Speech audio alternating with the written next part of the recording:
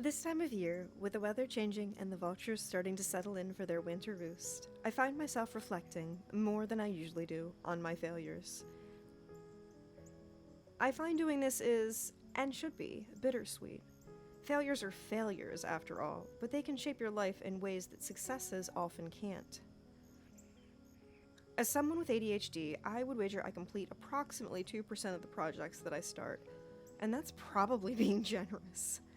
For many years, this discouraged me, particularly when it came to working with others, because I always viewed myself as a burden who would ultimately tank the project. Recently, it feels like I've been in the midst of endings. Stalled projects, frostbitten garden, career implosion, the usual. And yet, as much as these things initially started out as crushing disappointments, they've instead began to reveal themselves to be new opportunities.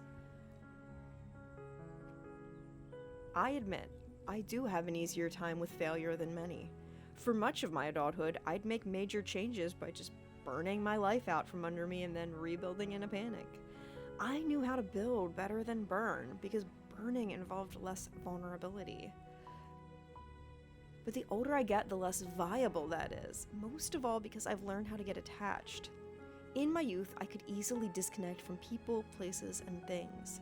But part of my healing process has been putting down roots here and finding the people I need to be around. I spent many years thinking I needed to escape from my family and stake out on my own because that's what society has told me. And I did it, even though it made me unhappier than I've ever been.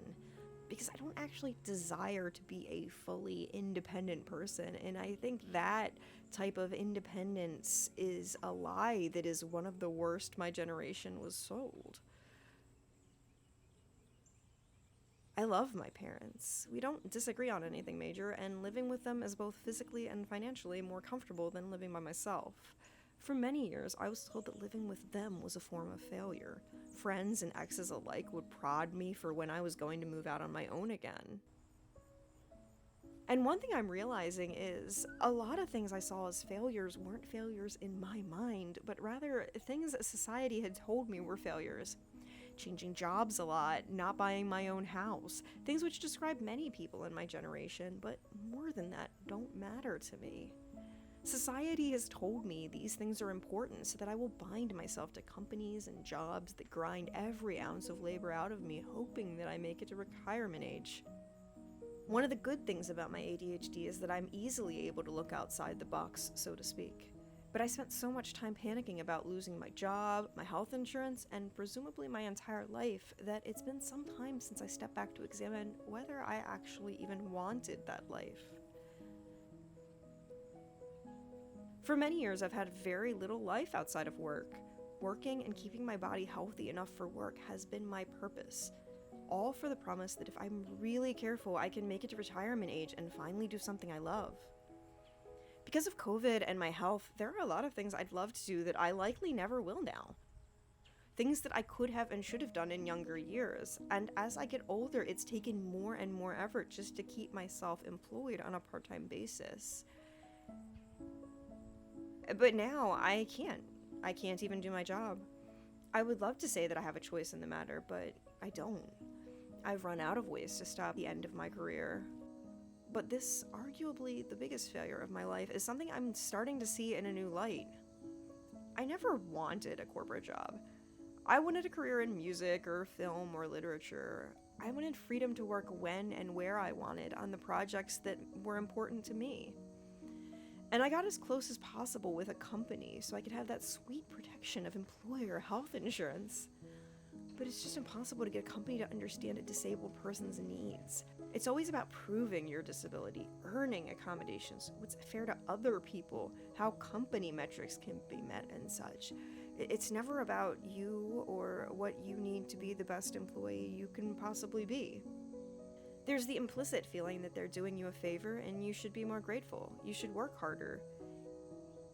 Even when it hurts you physically, even when it crushes you psychologically. When it takes you 3 hours just to crawl out of bed in the morning and you're still getting passive-aggressive lectures about how your occasional tardiness negatively impacts the team. Your coworkers are kept overworked so that even the most compassionate look upon your absences as an inconvenience. And the accommodations you need are locked away behind paperwork that's deliberately overcomplex and dehumanizing meetings with people who see you as a liability.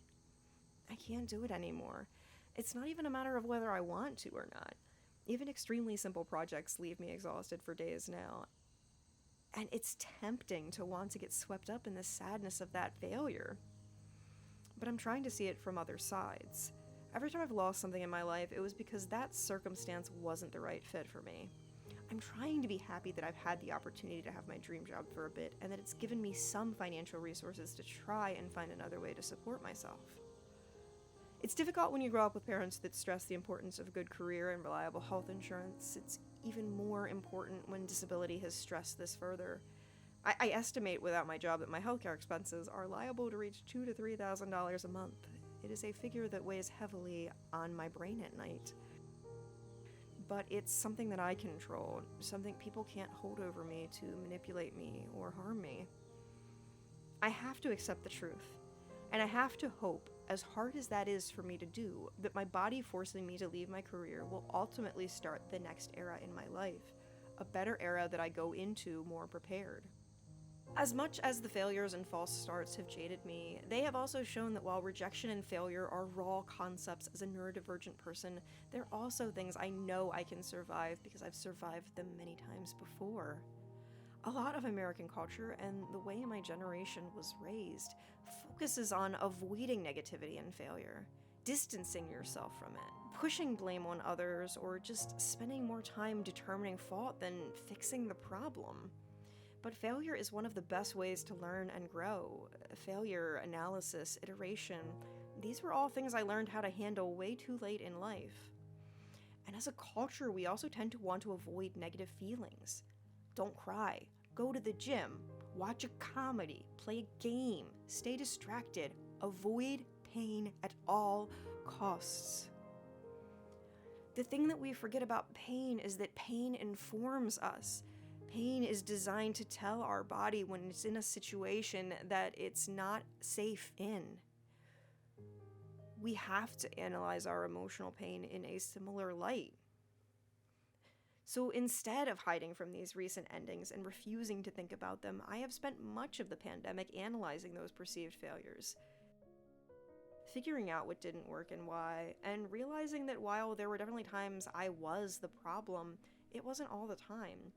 And many times when I was the problem, it was because I had placed my trust poorly, or I have put myself in situations that I knew were unhealthy for me because I felt like I didn't have a choice at the time. I'm learning that sometimes jobs aren't a good fit.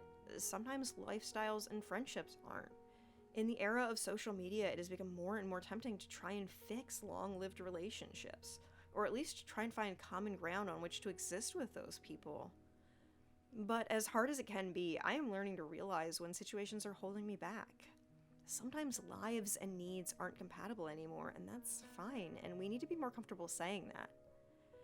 I've learned I'm extremely adverse to corporate politics. A year away from corporate expectations has allowed me to gradually grow. Stop being the cog I had been told to be, identical to all the others fulfilling the role in the system. Hiding my strengths, or letting them fester under bosses who didn't want to use them. For myself, and for most neurodivergent people, we need our people. The people who care about our things and will lift us up when we can't do it on our own. Who will build us rather than trying to squash our perceived flaws out of us. Who can stand by us when we're failing and when we're succeeding. When I first became disabled, I lost most of the fair weather friends in my life. I replaced them with people who were able to accommodate my disability. But in doing so, I also accrued a group of people who were always there for me when I was down, but who resented my success and disappeared during my moments of joy.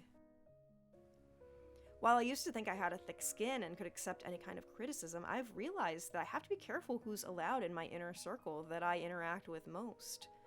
More importantly, I'm realizing that as I change, what I need in a friend changes. And in spending time by myself, seeing what my friendship needs actually are, and surrounding myself with the right people, I'm seeing parts of myself that I haven't seen in a while. I'm gonna try to listen more to my close friends and to my heart, both in general and as it relates to this channel. Friends have been pushing me to make a garden video for a while, so I really want to do that both for them and for myself. I keep putting it off because I get convinced that people don't want it or don't need it. I'm learning how to push myself to make the content that I want to make, regardless of whether I believe there's an audience for it. I'm learning how to view videos I don't complete and projects that have fallen to the wayside as concepts that can be put back on my personal drawing board for later. I'm learning that rest is in and of itself a form of productivity, but more than that, I am allowed to have pursuits that aren't practical or profitable. If I enjoy the time I spend on a hobby, it is not wasted time. This video has gotten far longer than I intended for something that isn't going to get complicated editing because I am, like I probably posted at the beginning, I'm recovering from a concussion right now. So this was half scripted, half off the cuff. Sorry, if it's not good. But, you know, if you're still here, you must have liked something. So why don't you make sure to like, comment, and subscribe. I have a lot of other videos coming up now that my brain is healthier and that will hopefully interest you. Like that aforementioned garden one. Thanks. Bye-bye.